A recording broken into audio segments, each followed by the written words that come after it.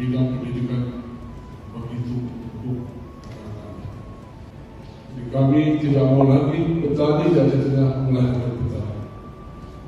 Petani harus melahirkan masyarakat. Petani harus melahirkan pemimpin.